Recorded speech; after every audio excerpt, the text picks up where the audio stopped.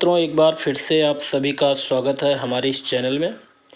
आज के इस वीडियो में टीजीटी और पीजीटी हिंदी की तैयारी के लिए प्रैक्टिस सेट हल करेंगे और आज के इस प्रैक्टिस सेट में आपको पूरे 50 प्रश्न मिलेंगे और ये 50 प्रश्न बहुत ही इम्पोर्टेंट है। और ये जो प्रैक्टिस सेट आप करने जा रहे हैं वो practice set doctor Puran Chand Tandon की वस्तुनिष्ठ हिंदी की जो बुक आती है उसी से बनाई गई है। तो चलिए आज के इन प्रश्नों को हल करते हैं। और आज का प्रश्न का जो टॉपिक है वो भाग 2 भक्तकालीन साहित्य रचनाएं, रचनाकार एवं अन्य पक्ष। तो यहाँ से आपको 50 प्रश्न मिलेंगे और ये 50 प्रश्न इम्पोर्टेंट है। तो चलिए इन प्रश्नों को हल करते हैं। उम्मीद है आज का वीडियो आपको अच्छा लगेगा। पहला प्रश्न है, भक्ति का सर्वप्रथम उल्लेख किस ग्रंथ में मिलता है? तो यहाँ पे सही जवाब होगा ऑप्शन 1 श्वेताश्वर उपनिषद। तो भक्ति का सर्वप्रथम उल्लेख श्वेताश्वर उपनिषद में मिलता है। दूसरा प्रश्न है, ईस्वी सन में कितने वर्ष जोड़ने पर विक्रमी संवत बनता है? सही जवाब होगा ऑप्शन 2 57 वर्ष। अगला प्रश्न है, रामचंद्र शुक्ल के अनुसार भक्ति काल के सीमांकन का निर्धारण कहाँ से कहाँ तक माना गया है? सही जवाब होगा ऑप्शन 3 1318 ईस्वी से लेकर 1643 ईस्वी तक का जो काल है भक्ति काल। अगला प्रश्न देखते हैं, प्रश्न नंबर 4, सगुण भक्ति का मूल कहाँ माना जाता है? सही जवाब होगा ऑप्शन 4 दक्षिण भारत। अगला प्रश्न है, निगुण भक्ति का आदि स्रोत कदाचित कौन सा उपनिषद माना जाता है? सही जवाब होगा ऑप्शन 2 श्वेताश्वर उपनिषद। अगला प्रश्न है, बीजक के संकलनकर्ता व संपादक कौन थे? सही जवाब ऑप्शन 1 होगा धर्मदास। अगला प्रश्न है, बरवै नायिका भेद ग्रंथ के रचयिता। बरवै नायिका भेद ग्रंथ के रचयिता हैं रहीमदास। ऑप्शन 3 यहाँ पे सही होगा। अगला प्रश्न है, महमूदगर के रचनाकार। सही जवाब ऑप्शन 4 होगा शंकराचार्य। अगला प्रश्न है, सुंदर विलास किसकी रचना है? सही जवाब होगा ऑप्शन 3 सुंदरदास। अगला प्रश्न है, आशा दीवार किसकी रचना है? सही जवाब होगा यहाँ पे ऑप्शन ए गुरु नानक। अगला प्रश्न देखते हैं, हरेड़वाड़ी किसकी रचनाओं का संग्रह है? सही जवाब ऑप्शन 2 होगा दादू। हरेड़वाणी किसकी रचनाओं का संग्रह है? तो दादू का। अगला प्रश्न देखते हैं, रज्जब किसके शिष्य थे? सही जवाब होगा ऑप्शन 4 दादू दयाल के। अगला प्रश्न है, रज्जब ने दादू की रचनाओं का संपादन किस नाम से किया? सही जवाब होगा ऑप्शन 3 अंगबधू। रज्जब ने दादू की रचनाओं का संपादन अंगबधू के नाम से किया। अगला प्रश्न है, निर्गुण संत कवियों में सर्वाधिक सुसज्जित एवं शास्त्राज्ञ संत कौन थे? सही जवाब होगा ऑप्शन 3 सुंदरदास। अगला प्रश्न देखते हैं, प्रश्न नंबर 15, प्रबंधकार कवि की भावुकता का सबसे अधिक पता यह देखने से चल सकता है कि वह किसी आख्यान के अधिक मर्मस्पर्शी स्थलों को पहचान सका है या नहीं। यह उक्त किस आलोचक की है? तो ये आलोचक रामचंद्र शुक्ल हैं। ऑप्शन 2 यहाँ पे सही होगा। अगला, गोरख जगायो जोग भक्ति भगायो लोग पंक्ति किस कवि का है? सही जवाब होगा ऑप्शन 1 तुलसीदास। अगला प्रश्न है, द्वैतवाद के संस्थापक कौन थे? सही जवाब ऑप्शन 4 माधवाचार्य। अगला प्रश्न है अद्वैतवाद के संपादक। सही जवाब होगा ऑप्शन 1 शंकराचार्य।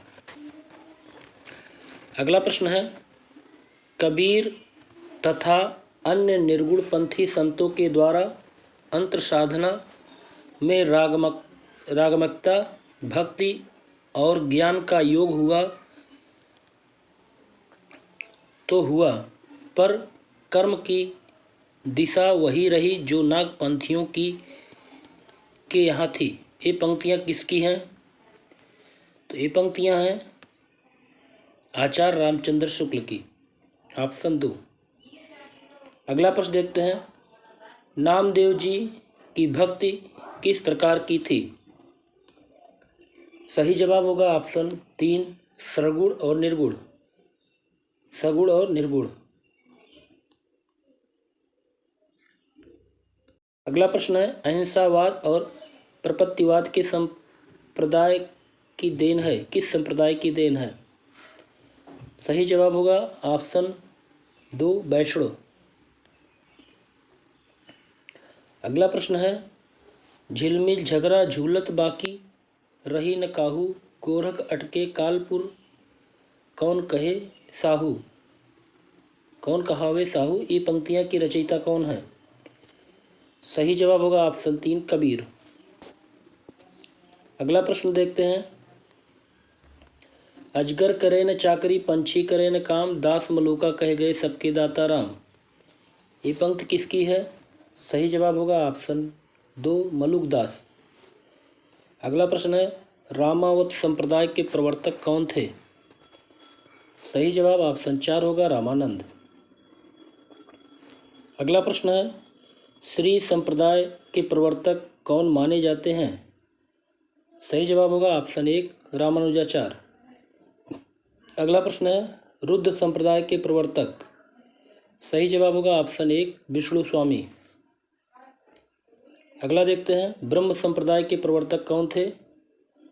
सही जवाब होगा ऑप्शन 4 माधवाचार्य। अगला प्रश्न देखते हैं सनकादि संप्रदाय के प्रवर्तक। सही जवाब ऑप्शन 2 होगा निम्बार्काचार्य। अगला प्रश्न है भक्त के आद्य आचार्य माने जाते हैं? तो भक्त के आद्य आचार्य रामानुजाचार्य माने जाते हैं। अगला प्रश्न है रामानंद के शिष्यों की संख्या कितनी मानी जाती है? तो रामानंद के शिष्यों की संख्या 12 मानी जाती है, ऑप्शन 3 यहाँ पे सही होगा। अगला प्रश्न है रामानुज के गुरु का क्या नाम था? सही जवाब ऑप्शन 2 होगा कांचीपुर।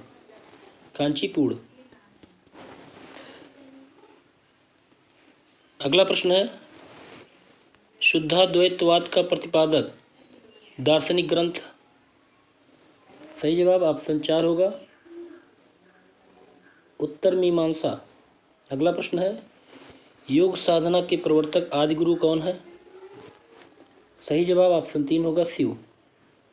अगला प्रश्न है आलवार संतों की संख्या कितनी है?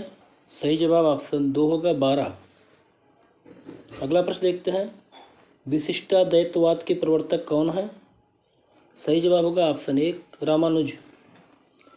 अगला प्रश्न देखते हैं मध्ययुगीन राम काव्य परंपरा के अंतिम राम भक्त कवि कौन है? ऑप्शन 1 सही होगा विश्वनाथ। अगला प्रश्न देखते हैं शुद्धाद्वैत के प्रवर्तक कौन है? सही जवाब होगा ऑप्शन 3 वल्लभाचार्य। अगला प्रश्न देखते हैं निम्न में से कौन रामानंद के शिष्य नहीं थे? तो रामानंद के शिष्य नहीं थे दादू, ऑप्शन 3 यहाँ पे सही होगा। अगला प्रश्न है सिख संप्रदाय के प्रवर्तक एवं प्रथम गुरु। सही जवाब ऑप्शन 4 गुरु नानक। निम्न पंक्तियों की रचयिता देखना है क्वेश्चन नंबर 40। निर्गुण राम जपहु रे भाई, अविगत की गत लिखी न जाई। ये पंक्तियाँ किसकी हैं? सही जवाब होगा ऑप्शन 2 कबीर। अगला प्रश्न है, प्रभु जी तुम चंदन हम पानी, जाकी अंग अंग बात समानी। ये पंक्तियाँ रैदास की हैं। ऑप्शन 4 यहाँ पे सही होगा। अगला प्रश्न है, कबीर काड़ी राखी नहीं, वर्ण आश्रम षष्ठ दर्शनी। ये पंक्तियाँ नाभादास की है। ऑप्शन 3 यहाँ पे सही होगा। अगला है, निर्गुण ब्रह्म को क्यों समाधु, तब ही चले कबीरा साधु। ये पंक्तियाँ दादू की है। ऑप्शन 1 यहाँ पे सही होगा। अगला प्रश्न है, सो जोगी जाके मन में मुद्रा, रात दिवस न करई निद्रा। सही जवाब ऑप्शन 2 होगा, कबीर की पंक्तियां हैं। अगला प्रश्न है, अपना मस्तक काट के कबीर हुआ कबीर। ये पंक्तियां किसकी हैं? तो दादू की हैं। ऑप्शन 3 यहाँ पे सही होगा। अगला प्रश्न है, किस संत के पद निर्गुण वाणी के नाम से प्रसिद्ध हैं? सही जवाब होगा ऑप्शन 4 कबीर। अगला प्रश्न है, रैदास के पद किस नाम से प्रसिद्ध हैं? सही जवाब ऑप्शन 1 होगा बानी। अगला प्रश्न है, मीमांसा दर्शन के प्रवर्तक कौन है? मीमांसा दर्शन के प्रवर्तक जैमिनी है। ऑप्शन 2 यहाँ पे सही होगा। अगला प्रश्न देखते हैं, सांख्य दर्शन के प्रवर्तक कौन है? सांख्य दर्शन के प्रवर्तक हैं कपिल मुनि। ऑप्शन 3 यहाँ पे सही होगा। अगला प्रश्न और इस वीडियो का लास्ट प्रश्न है, योग दर्शन के प्रवर्तक किसको मानते हैं? सही जवाब होगा ऑप्शन 4 पतंजलि को। तो यहाँ आपके 50 प्रश्न पूरे होते हैं। उम्मीद है आज का वीडियो अच्छा लगा होगा। अगर आपको वीडियो अच्छा लगे तो वीडियो को लाइक कर दें और चैनल पर नए हो तो चैनल को सब्सक्राइब कर लें। अधिक से अधिक लोगों को शेयर करें। अगले वीडियो में ऐसे महत्वपूर्ण प्रश्नों के साथ फिर मिलते हैं। नमस्कार।